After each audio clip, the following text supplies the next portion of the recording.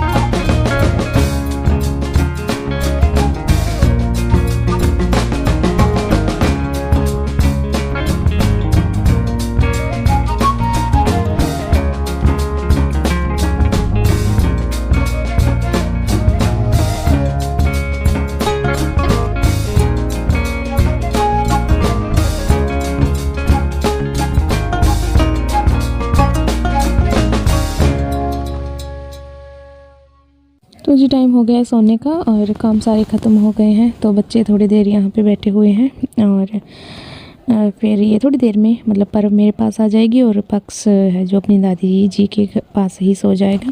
और ये है नेक्स्ट मॉर्निंग। तो नेक्स्ट मॉर्निंग देखा कि बरसात हो रही है और लाइट भी नहीं थी, तो फिर हम थोड़ा मतलब लेट ही उठे, क्योंकि बिना लाइट से एक तो अंधेरा होता है तो कहीं भी कुछ दिखाई नहीं देता, और दूसरा ये भी थोड़ा डर सा लगा रहता है।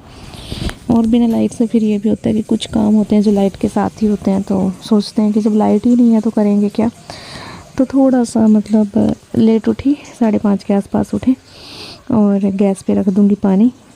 यहाँ पे भी इंडक्शन चूल्हे पे रखा था गर्म पानी, पर लाइट ही नहीं थी।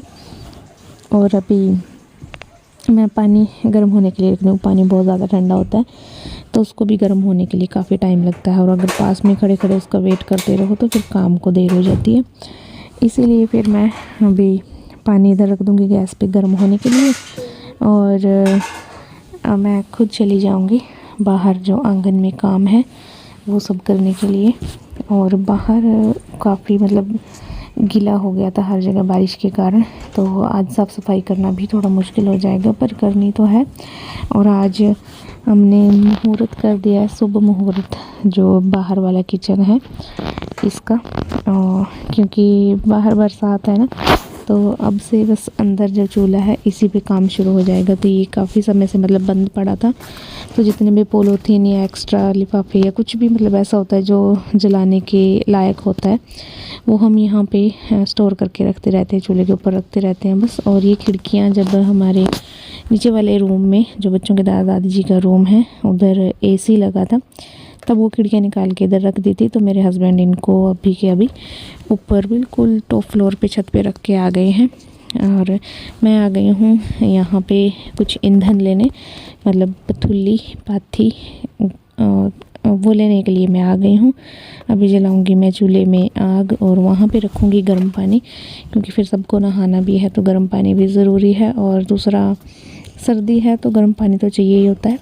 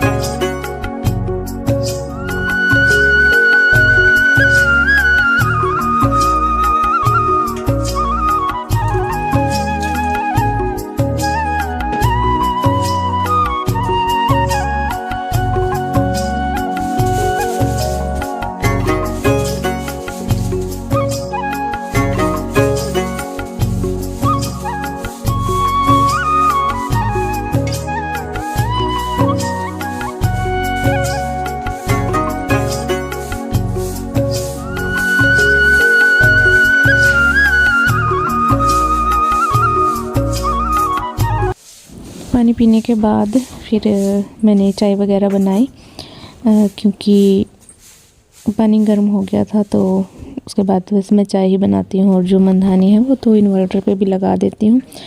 तो मक्खन नहीं निकलता है अभी ठंडे पानी से, तो गर्म पानी डालना पड़ता है तब जाके मक्खन निकलता है।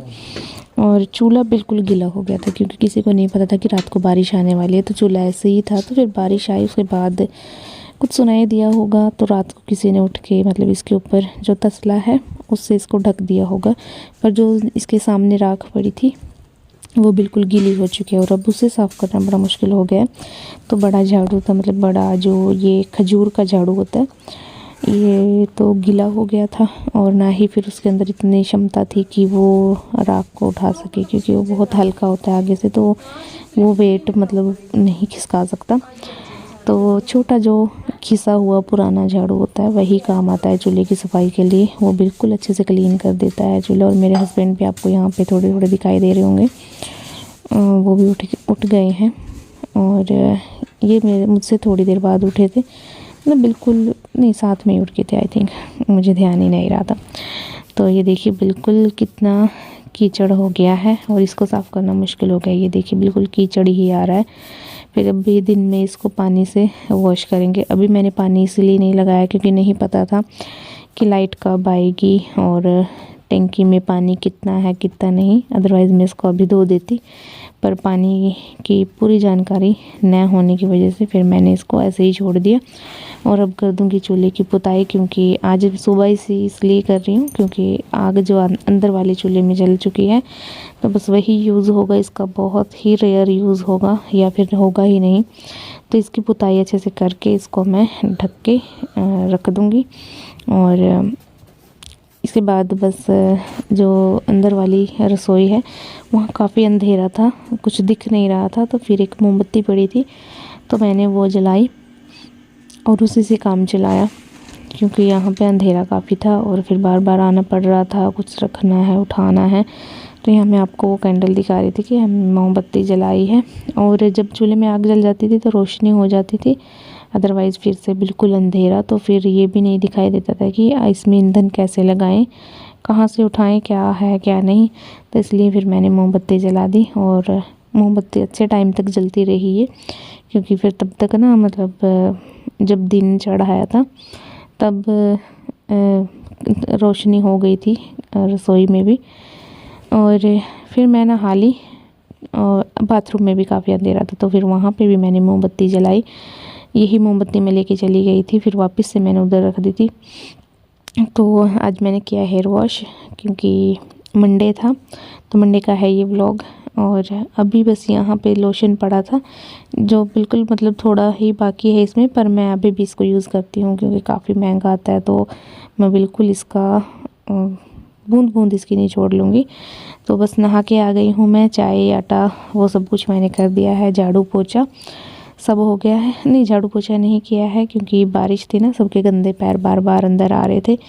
तो और बारिश में फिर ये भी नहीं है कि आप नंगे पाँव घूमो, फिर सर्दी भी लगती है, तो इसलिए मैंने झाड़ू पोछा आज नहीं किया। आज फिर बस मैं नहा के हेयर वॉश करके पहले पूजा पाठ करूँगी, फिर बच्चों को तैयार करूँगी।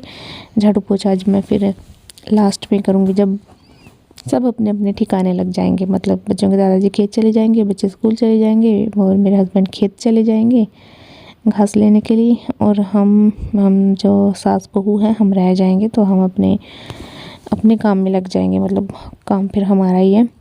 और फिर आ गई हूँ मैं ऊपर बच्चों को तैयार करने के लिए। पर्व को मैंने तैयार कर दिया है, अब इसको पाउडर लगाऊंगी, इसकी कंघी करूँगी और इसके बाद फिर इनको भी खाना दूंगी। और ऊपर का रूम है जो इसका भी झाड़ू पोछा करना है, तो ये भी साथ ही साथ क्लीन करके फिर मैं नीचे चली जाऊंगी और फिर बच्चों को टिफ़िन वगैरह दूंगी, खाना दूंगी, खुद खाना खाऊंगी। और पूजा पाठ मैंने कर लिया है।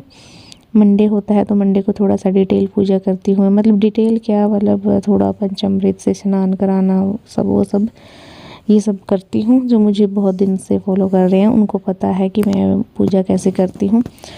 और चलिए बस अब बच्चों को तैयार कर देती हूँ।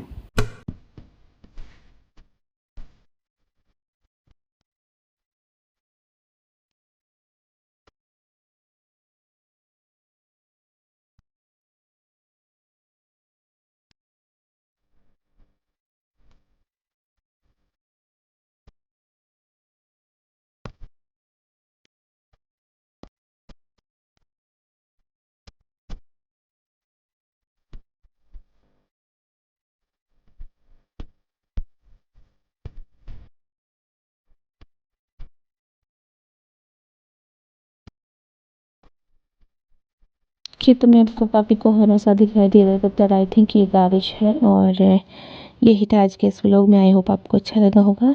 बीती हूँ आगे के इस व्लॉग को कंटिन्यू करते हुए कल। तब तक के लिए bye bye. Thank you for watching. Video अच्छा लगा हो तो please like, share and comment and subscribe my channel. Thank you, bye bye, have a good day.